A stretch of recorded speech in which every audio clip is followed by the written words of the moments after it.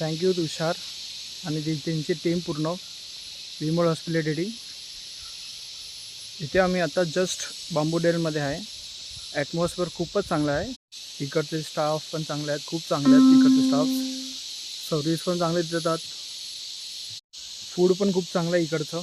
इकडचं क्लायमेट आणि व्ह्यू तुम्ही बघू शकतात.